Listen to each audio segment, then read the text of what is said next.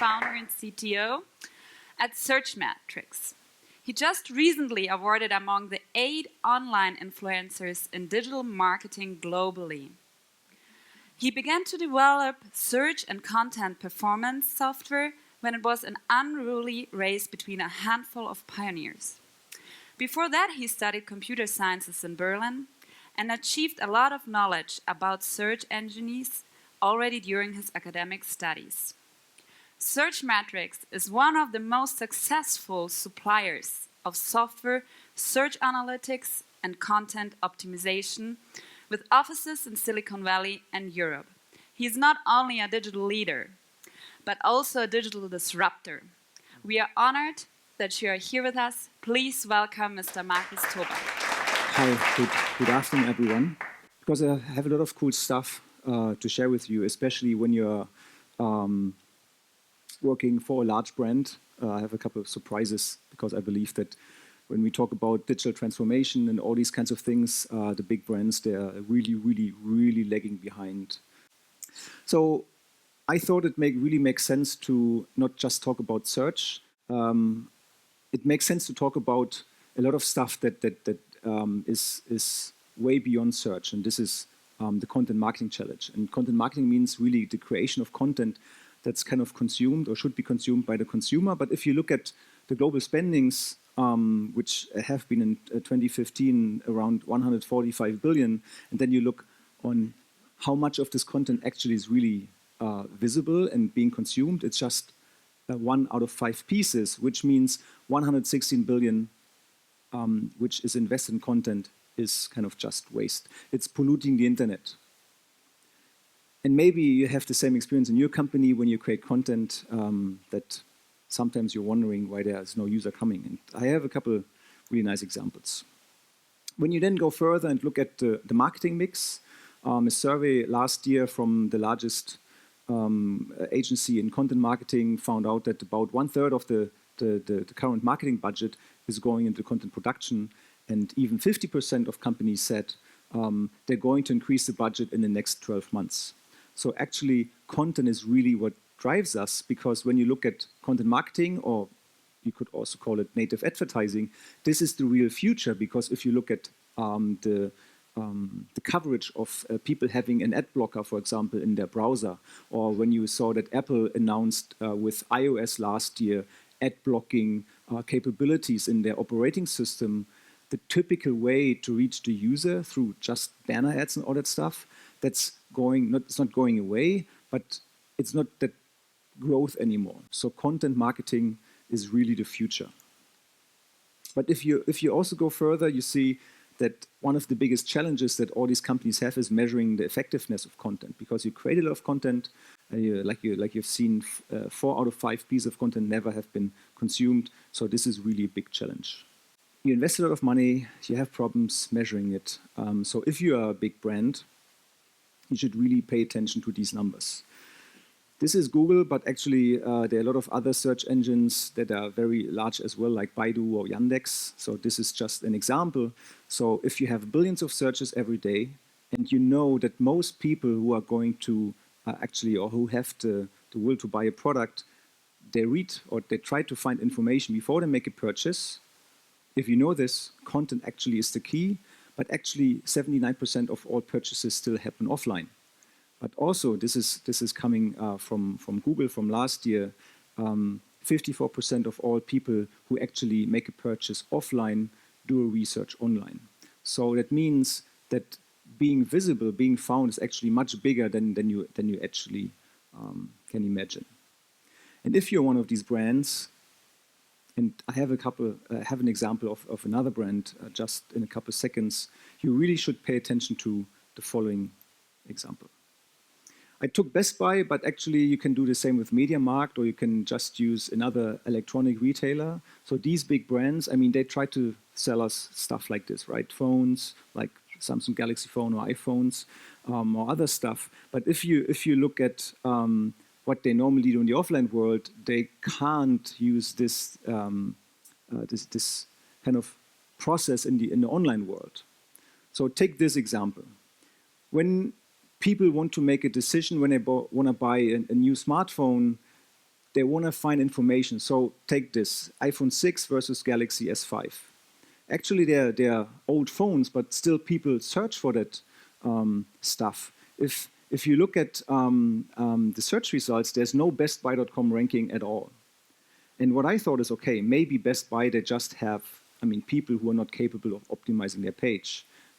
That kind of people that maybe sit in their cellar and optimize their page. But the thing is, and this is the search volume for just this comparison, one phone against another phone, over 30,000 searches every month, just for these two phones.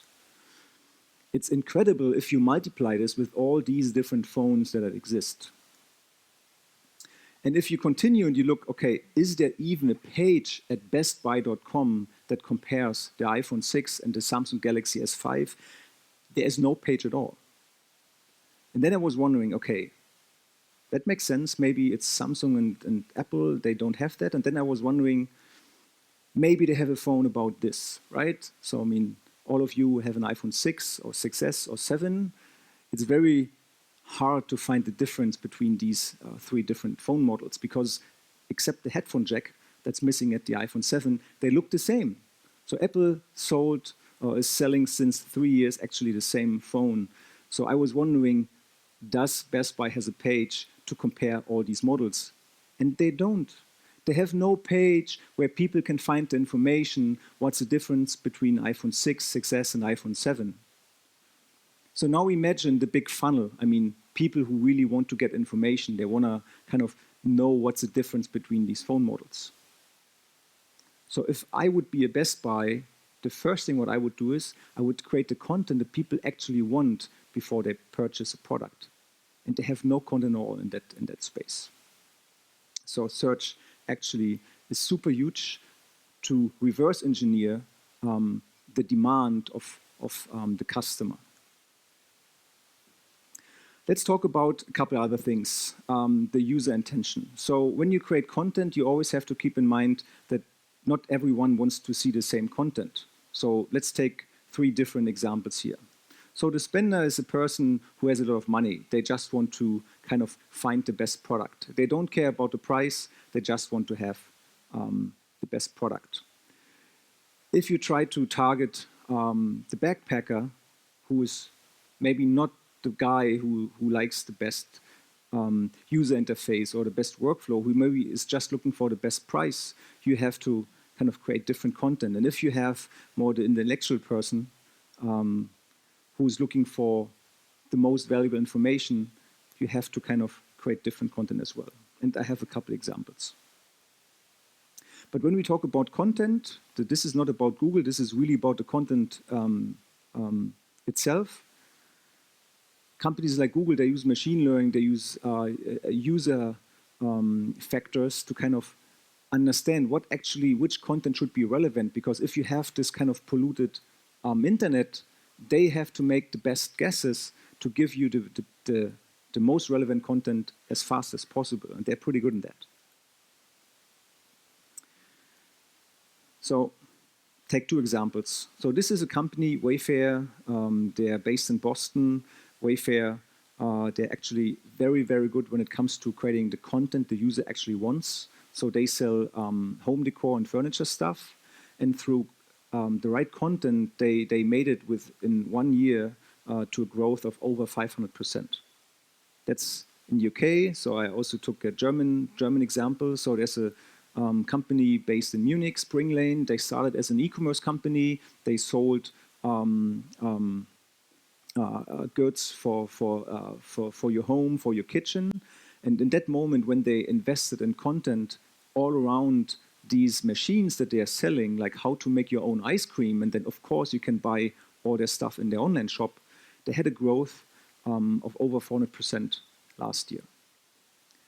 But what does it mean? Does it just mean you have to create a lot of content and that's it? And then you can kind of reach your audience? Especially when you kind of target different areas? Question is, does it really make sense to look at quantity? And I also have a good example here. So this is a company based in New York, about.com. They create content in many different areas. So at the moment, they have about 1.8 million pages that are at least online available. And when you look at their decrease of their visibility in the last 2 years, they heavily lost visitors, heavily.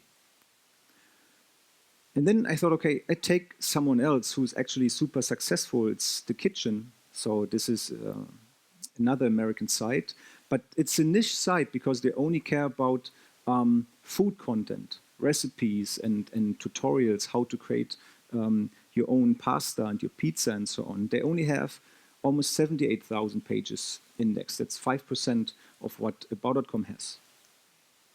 But if you look at their growth and compared to About.com, it's actually really interesting to see that just a couple of weeks, their search visibility will cross.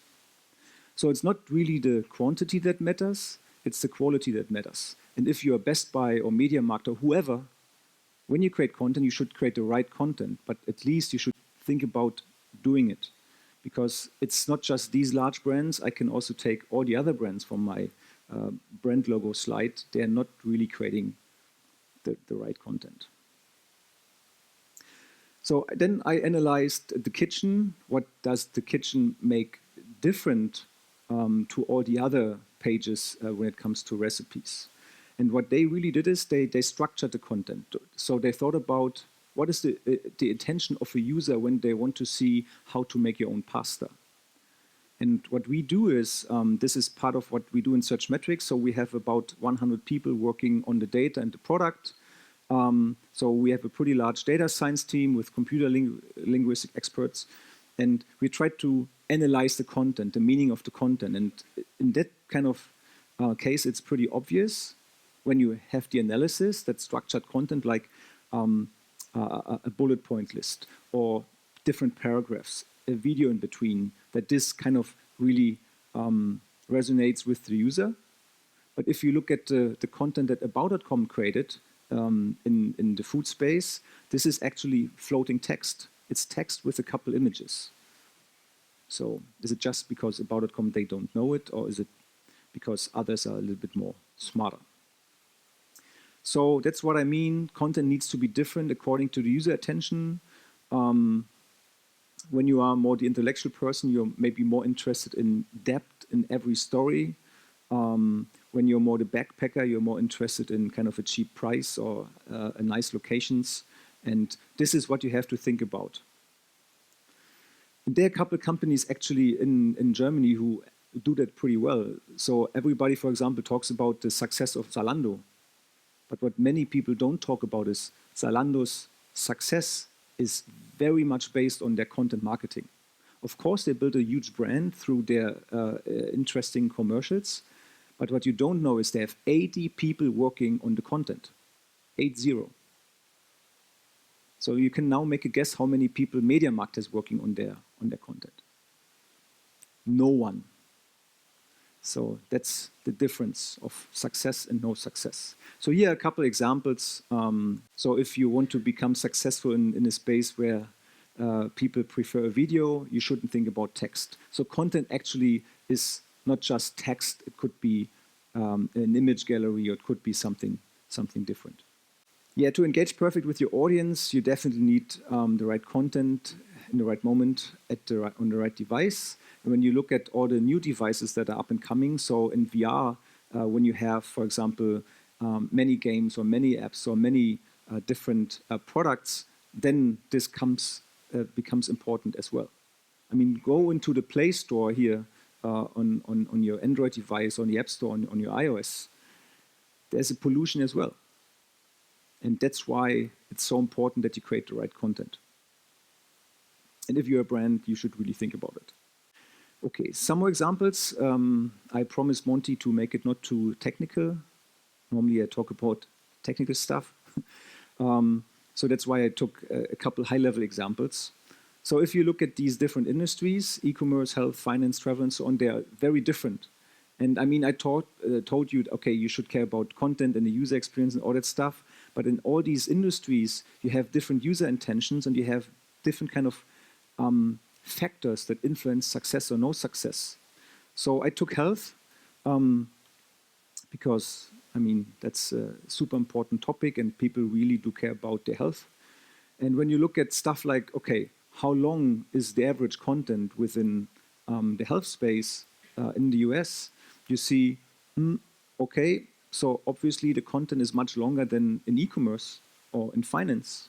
So the average word count is actually much higher. So it means, okay, people want to consume more content in health than in finance. Or when it comes to security, so HTTPS, should you use HTTPS because, for example, in finance or in e-commerce, when you do a transaction, people want to have a secure site. But in health, it seems that when you just want to read information, HTTPS in that moment is not that relevant. And we know many brands that think about a transition from HTTP to HTTPS. And for many companies, it's a large project. It's a year project. It costs millions of euros for larger companies to make this transition. And if you, for example, are in a space where HTTPS is more kind of used, you should definitely think about doing it. But if you're in health, for example, you shouldn't do it at the moment. Same with structured content. Obviously, you see here that, especially in health, the content is much more structured, especially on successful pages, than, for example, in other industries. Okay, my last example, because it's always very hard to talk about stuff in theory, right? So that's why I thought, okay, let's take something funny. Every year in end of October, we have a huge spike in searches for costume ideas, of course for Halloween. And when you search for costume ideas, there's a page which is super successful. It doesn't really look great. For me, it looks like a pretty boring layout, but they're super successful. And what they offer is they have a pretty good image gallery, and every image has a good description. And also the social engagement with that page is pretty high. So when I look at this page, my subjective assumption is, okay, it's all about inspiration. And then there's another example. It's a shop that sells Halloween costumes. So you see, they also have nice images, looks like a nice layout, but they're not that successful than the other page. And what you see is it's a shop, it's a product page. Of course, they have a lot of text. They also have images, but the user intention is inspiration and not shopping in that moment. So that's why they can't be successful with their shop for costume ideas, because the costume ideas, the intention is to get inspired first, and then maybe later people make a decision. So this is similar to what I said with comparing these smartphone models. Because when you're a Best Buy or when you're this shop, Savers, and you only have the transactional page, and you look at the funnel, you miss a lot of potential customers because you do not provide the right content. Okay, what does it mean? It's for companies. Actually, it's not rocket science to do all that stuff. You just have to do it. But when you look at how content is created, the currently most used solution to create content is Word. That's absolutely not data-driven. So if you open a blank sheet of paper, it's like, okay, I start writing content. It's awesome. I know exactly what the user wants when I start opening my Word. So it's really a challenge to change how people create this content. Like when people use VR to kind of make, for example, decisions where they want to go with their holiday. So I really see all these cases. So this is what we have built. We built a topic explorer where all these topics are connected, where they're semantically and kind of related in different ways. And also we provide like a what you see is what you get editor, where you have in real time a scoring of the relevancy of your text according to what you try to achieve. So this is what we do care about. I just heard that some of you visited our Silicon Valley office last year, which is cool. Maybe you can give me some feedback what we can improve. And that's it. You can download the slides if you like, and thanks.